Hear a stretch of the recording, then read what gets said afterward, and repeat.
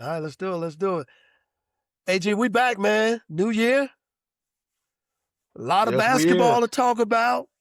A lot of, man, first of all, crazy basketball going on. But listen up, Hoop Dreams fans.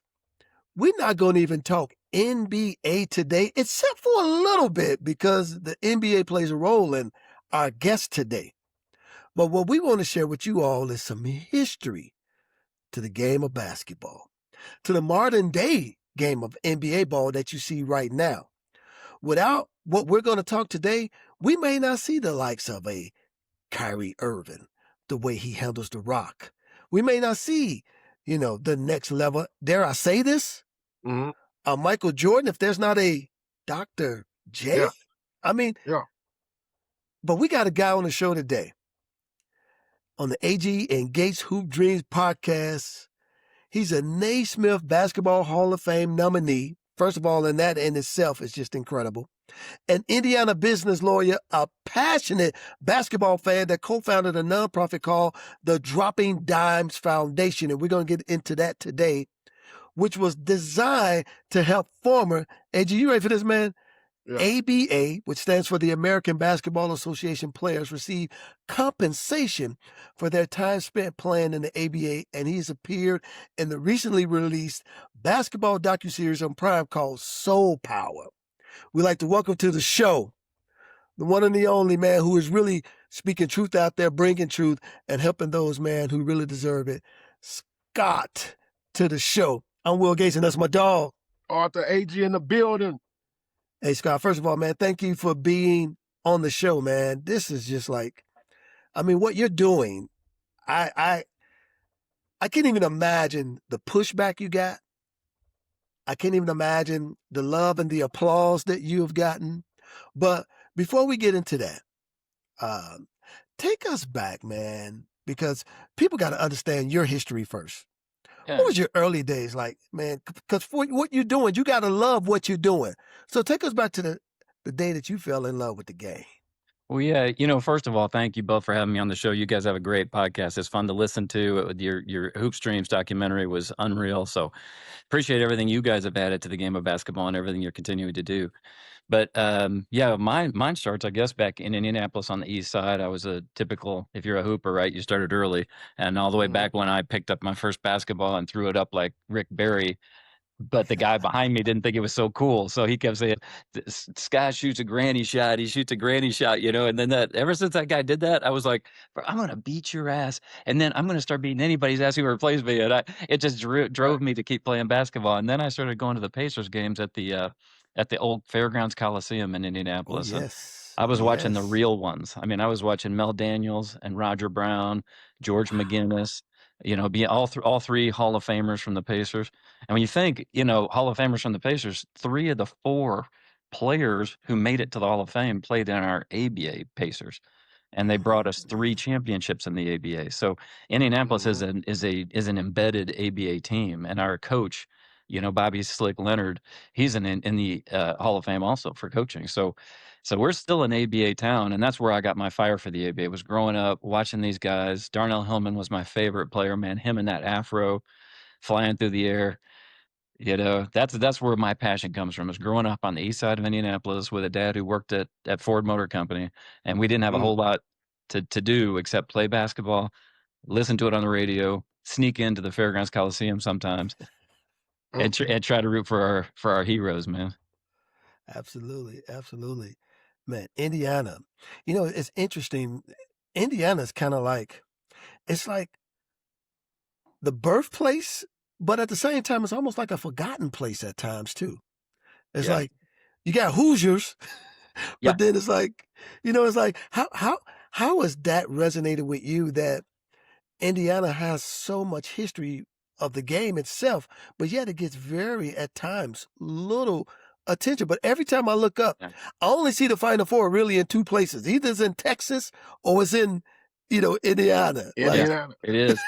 Well, and I'll tell you this, I'm getting so old now that it's funny to me to talk about when things happen because your younger listeners are going to be going, well, right, it happened 30 years ago, so what, so whatever. But I still think this is relevant. This is important. When I was growing up, IU, for example, IU basketball was winning a national championship every 5 years, literally. Mm. And they had 5 national championships, and the Pacers had 3 ABA championships, and they played for a championship in the ABA 5 out of the 9 years the league was in existence.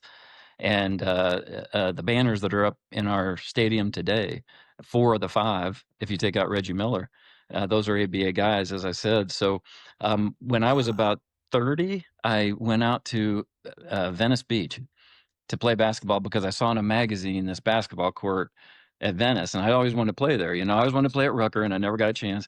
And then I always wanted to play at Venice, and then these guys were telling me, "Hey, you ought to go play down in Laguna Mm. Beach." And they said it's because of Mm-hmm. the girls who are there, and you're right on the beach. It's nicer than Venice because you're actually on the beach itself.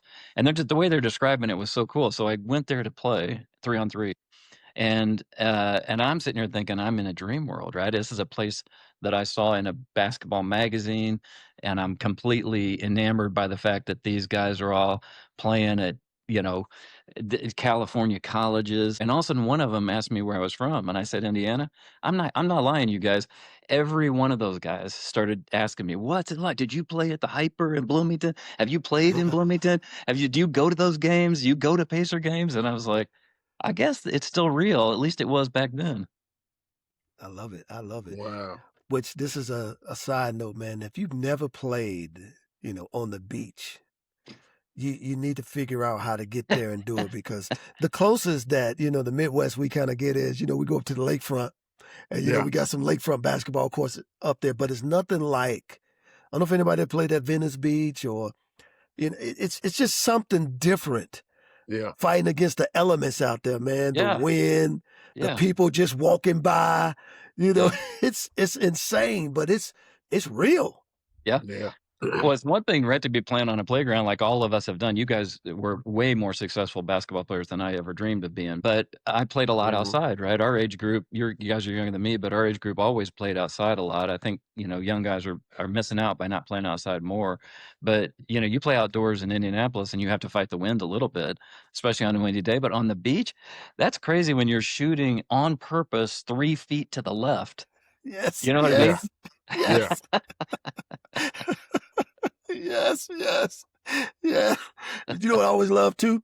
The guys who never played, they come out there and the first thing they do, they pull up for, a 15, 20 footer and it Yeah. goes 3 feet to the left. Yeah. Like, Yeah. yeah, you probably shouldn't shoot that like that. But Yep. Yep. man, you're doing some amazing things, man. And obviously, the love of the game is in your heart, it's in your soul.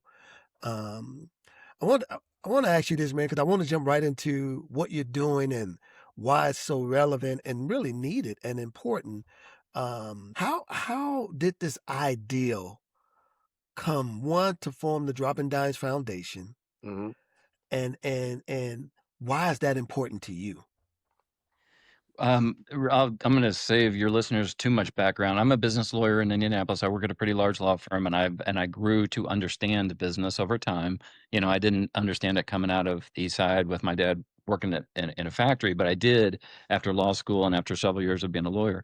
So one day I met one of the Pacer owners, original owners, and he asked me if I was interested in doing some pro bono legal work for a film producer named Ted Green, who was working on a documentary about Roger Brown, one of Mm, the Pacer greats. And so I started doing some work with him, and in doing that, that work, I met Mel Daniels and Darnell Hillman, George McGinnis, and Mel in particular is a very fiery dude. He was a very fiery guy, and he was very angry, even to that day. To go back to 2012, and he's just really pissed that the ABA players never got the recognition they deserved. The league didn't get the recognition, and he's talking to me Mhm. about guys who were sleeping under bridges, former All Stars who were mm, hurting, Uber drivers in their 70s and 80s, and he was so passionate about it that he got me to do some research. And I saw that the NBA did not, really didn't provide any benefit healthcare benefits or any other types of benefits to the ABA guys, and I thought, that just can't be, right? Because when you think of everything the ABA brought to today's NBA, Yeah. if you were alive back then like I was, if a guy showed up with a brown ball back then, you just assumed he was from the suburbs. And if a guy showed up with a red, white, and blue ball, at least in Indianapolis, you knew he could hoop.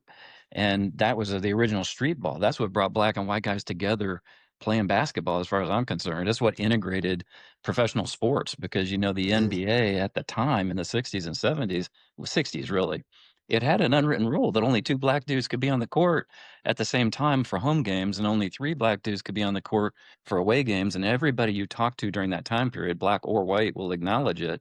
And then the ABA came in, and it literally, I'm not saying they were all altruistic dudes, but they didn't have the time, because they had to compete with a known product, so they had to put the best players on the floor, and they didn't have any time for that nonsense. So the ABA integrated professional basketball. So I'm listening to Mel and I'm going, I already knew the history. And I'm thinking, Mhm. how's that possible that these guys brought that much to today's league, and Yeah. and they're in this kind of trouble? So long story short, that led to I got introduced to a guy named John Abrams, who's a doctor in Indianapolis, and he's the Pacers doctor. And I started talking to him and saying, why don't we start this foundation, man, and we'll get some things going. We can do some triage and help out the guys who need it the most, raise some money, get it to the guys, and then we can start doing this PR thing with the NBA and try to yeah. get them to recognize. And that's how it started, man. Wow, Wow. man, that is Hey, crazy. hey, it's so crazy that the NBA only took 4 teams. Out of all those great teams, Yeah. you know, it was what, 33 ABA teams? Well, over time there was, but by the time the NBA had the sole, because this is before streaming, before the internet, so the only way you could make money was by merchandising on site at the stadium, selling programs and shirts at the stadium, and gate Mm, entry.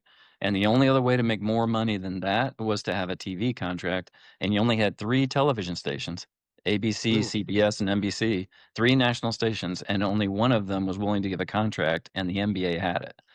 So Wow. the ABA teams kept faltering and failing financially because they just couldn't keep up. So by the time 1976 rolled around, there were only 7 ABA teams left.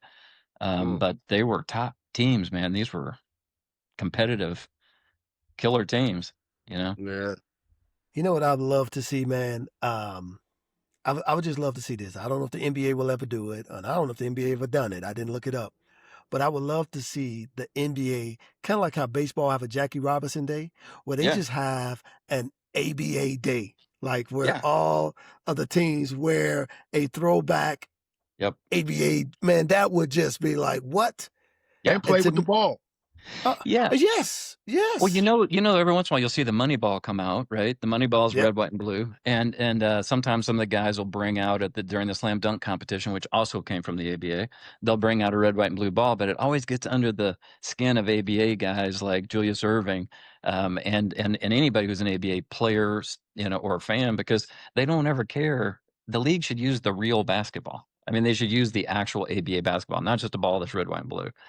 And that never happens. They just grab the first red, white, and blue ball they can find. Well, Mm. here's what's interesting to me, Scott, with this. You start the foundation, and I'm sure, and I just got to ask this: why should the NBA care about the ABA when they were competitors? I just have to ask that. No, that's the best question anybody could ever ask, and I so appreciate you asking that, because when I first started the foundation, that's the first question that stumped me, right? Because I'm getting this Mhm. going, and Mm. and the person, they weren't as kind as you were. This person actually said, "Hey, listen, Scott, I got a son who's struggling with cancer." And he's like, I want to raise money to fight cancer. There are people out there who are fighting Lou Gehrig's disease. There are people out there who are fighting poverty. I mean, this is tough stuff. He goes, so why should I care? And why should anybody care about these guys who played, 50 years ago and didn't get a pension? And why is it the NBA's obligation to take care of a league that they were competitors with? And The guy, it really stumped me. It made me think, and I'm glad he asked that question because at the time it was a private question, and he forced me to really think that through. And so here's my two-part question or answer to you. One is we don't exist as a distraction from these very important, cancer, leukemia. There's so many good causes out there, and we don't. But you have to do what you have a passion for. And I've contributed to some of these groups before, and I wish them nothing but the best. And they're amazing, right? And you certainly can make so many arguments that there's so many more far-reaching and impactful charities that you can give to. And if that's what you choose to do, you should do that. Yeah. But I happen to think that when you're an athlete, and again, I never made it where you guys made it. I never made it any further than that, obviously, but I never played in college. But what I've seen is I've seen players who were treated very, very well. They were treated for their ability to generate entertainment dollars during the prime of their life, and they beat their bodies up, and they've got injuries, they've got pain. This that came from a very short career. And Yeah. back when these guys played, they weren't getting paid any money. They were getting paid $20,000 a year, and Mm. then they were doing jobs in the summer. So I'm watching as a business lawyer. I'm going. My passion comes from seeing these guys, white and black, giving it up on the floor, creating a product that we all now enjoy globally, a multi-billion-dollar product that generates hundreds of millions of dollars in revenue to the players and even more to the owners and the sponsors, Fanatics, Converse, Nike, Converse, Wilson, and these guys who were the line workers getting paid 20 grand a year, or maybe in the heyday, 100 grand a year. And these guys who built that product are just being cast aside. And that's what gives me okay. And then you go to the second part of that question, and that is why does the NBA? Why is it the NBA's responsibility? And to me, it's because the NBA has seen this explosive growth in popularity Yep. 100%. Because if you just start going, what did it directly get from the ABA? Provable what it got from the ABA. Well, let's see. Integration of professional basketball. That's kind of important.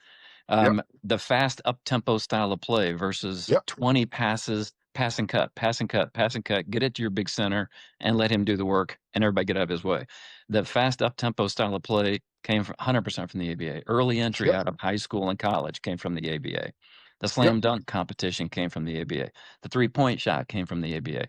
Player empowerment came from the ABA because when the ABA started competing with the NBA owners didn't like it because it allowed the players to play off salaries against each other. But the Hmm. NBA Hmm. players should care that their brothers in the ABA fought the good fight to get those salaries up and to get player empowerment up. And then they got cast aside just in time for the NBA players to take advantage of it. Yeah. So, Yeah. you Yeah. know, Hey, Scott, you know what? To add to that, yeah, how about the individuality of the player's game? 100%. 100%. Yeah. I You know, mean, 'cause so think many, so many great ABA guys was able to express their real talent yes. and not be shackled by Yeah. passing it and all of that. The individuality of the player's game is what the NBA is using right now to market Yes. their star players. Yes. And that is a fantastic point because you're 100% right. That's why when I was a kid, I thought of the NBA as being very boring, right? I mean, they had very set, Julius Irving, Doc has called it like like watching trains on their, yeah, right? They just always go the same path. You go to this one, you get off, get on the next one, you go this way. That was the NBA. And the ABA basically, they just let the guys fly. Connie Hawkins, Oh, you know, these guys are unbelievable, talents. And when fans started going into the stadiums and seeing guys like Connie Hawkins go to work, then all of a sudden they're looking at the NBA and going, "What? Come on, guys, step it up." And that happened culturally too, by the way, not just with the mhm. style of the game, but then these guys were allowed to be who they were. So instead of you're coming from inner city Detroit and now you go into the NBA and you've got some guy telling you, you got to cut your hair, no afro, no Yep. jewelry, wear the Yep. suit, the gray suit, the blue suit, just like everybody else. You go in the ABA and somebody says, "Hey, you come from downtown Detroit and you want to have an afro? Have an afro. You wanna wear a chain? Have a chain. We don't care. We just wanna see your talent be expressed, And that freed guys up. And Julius has said this before. It freed him up to just be who he is as a person, which let Yeah, him flourish as a ball player, you know? yeah. And we can't forget this. The NBA also stole the pregame fashion fits from the ABA. 100%, man. 100%. Yeah. Absolutely. Yeah. There's a You funny, know, it's oh, I'm sorry. Go.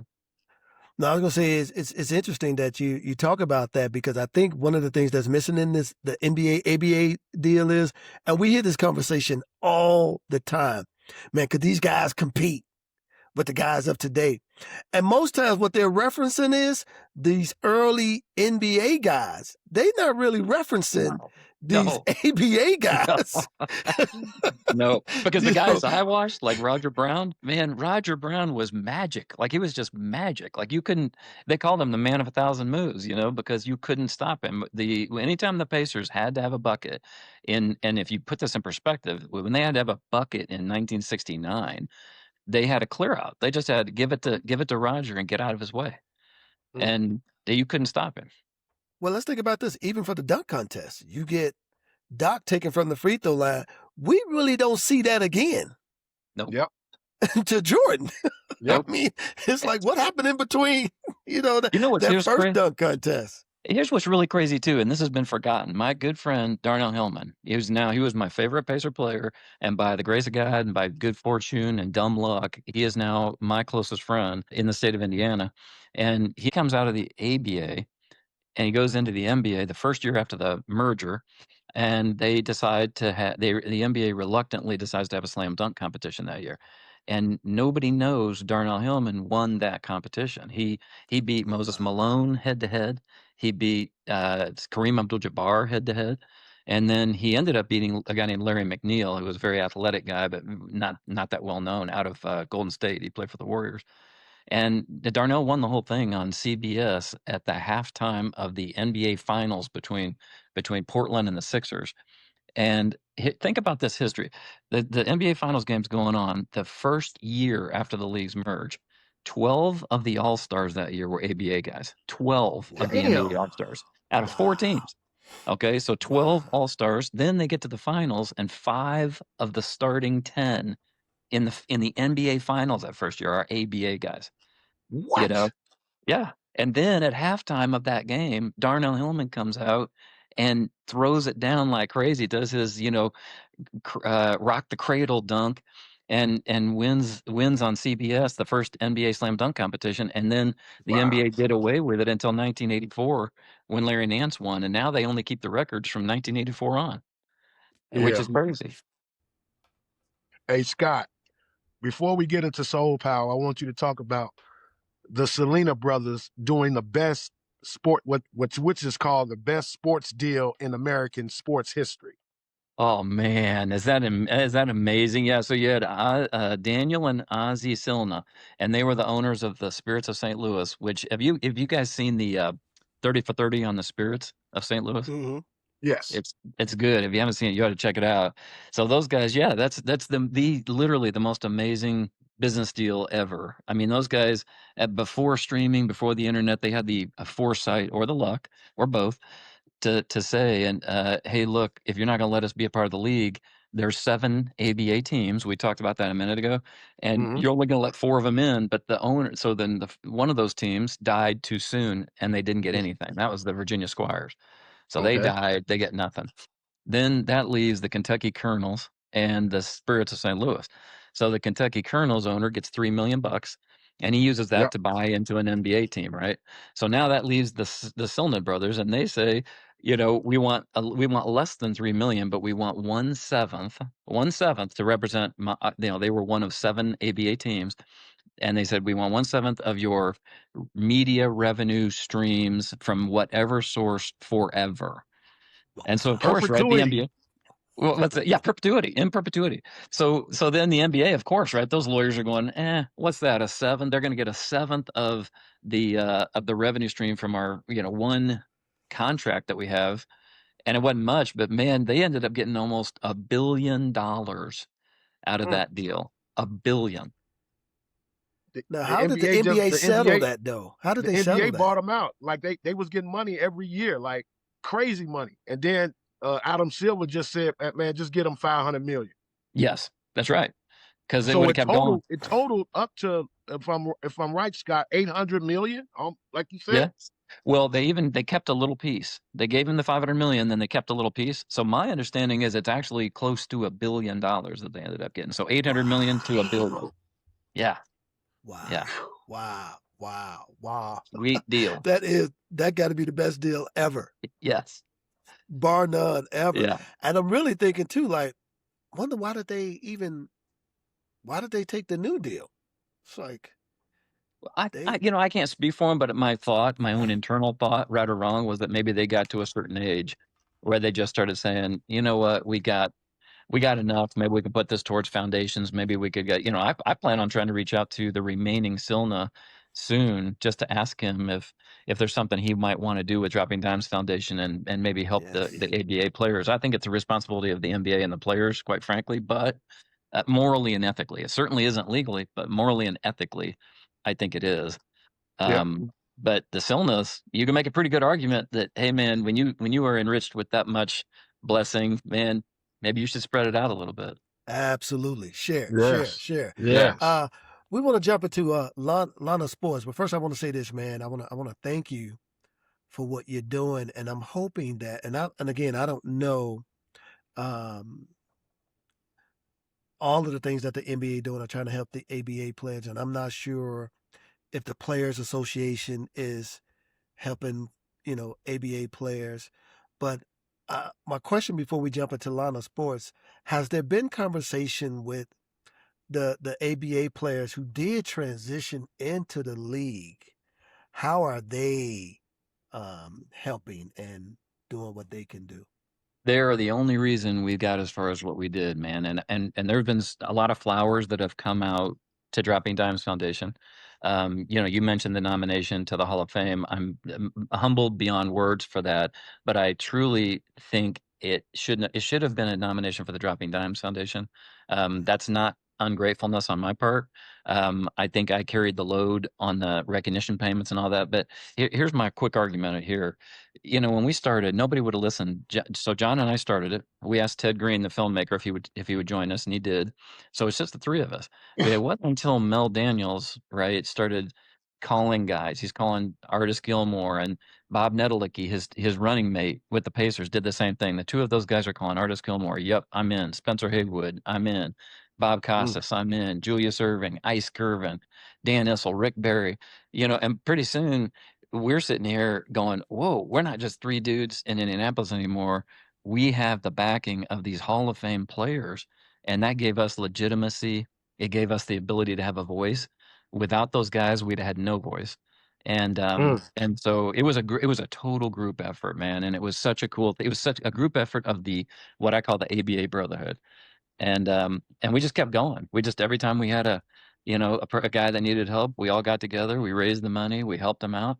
And then we kept on reminding the NBA, reminding him, kept on him. And then two guys who I hope go down in history. First was George Carter, great St. Bonnie player. And he was the only guy in history, man, to be drafted by the NBA, the ABA, the NFL, and the MLB. Damn. And yeah. But unfortunately, here he was, late 70s, and he contacted us at Dropping Dimes Foundation, and he was driving a limo in Las Vegas. He couldn't afford his rent had just gone up. He had medical problems because he was dealing with throat cancer, and he had nobody. He just had nobody. And we jumped in and helped him in the last 6 months of his life. But then when he lost his life, we were contacted by a person that he worked with, and they said, we don't know what to do. His body is unclaimed, and they're going to give him a pauper's funeral. And it was heartbreaking. So John and Ted and I got together and we just said, we can't let it happen, right? So we took responsibility. We signed a contract. We paid his funeral expenses. And then we worked with St. Bonaventure to bring his remains out to the campus and intern him there in a memorial. And all the players came out. It was a beautiful thing. But ESPN covered it, and that's when we got national coverage. And so his death in those circumstances really pushed this issue to the forefront. And then Sam Smith, who was a powerful guard who played at Kentucky Wesleyan and won a couple national championships there. He was a great player in the ABA, and he worked with my dad at Ford Motor Company. He was actually my father's supervisor, which we didn't find out until Sam and his wife came to us asking for a little assistance. And their daughter had died, and they had to adopt their grandson who has autism, and they're in their 80s, and they were really struggling. So we helped that. And then when Sam died, I had given him a present, an ABA basketball from Atlanta Sports, because we were friends at that point. And he said to me, I said, Sam, I'm so pissed off. I wish I could take a picture of you right now. He was in his hospice bed, and I said, I wish I could take a picture of you right now and send it to the NBA and say, you guys got to do better. And he told me he wanted me to do it. And I actually talked him out of it. I tried to talk him out of it. I said, man, you don't look so great. I'm just telling you as a friend. And he grabbed me and said, I want you to take the picture. So I took that picture, sent it to USA Today, and they did an article on it. And I think that's what pushed it over. So it's such a, that my point to you guys is no one person did it. No three guys did it.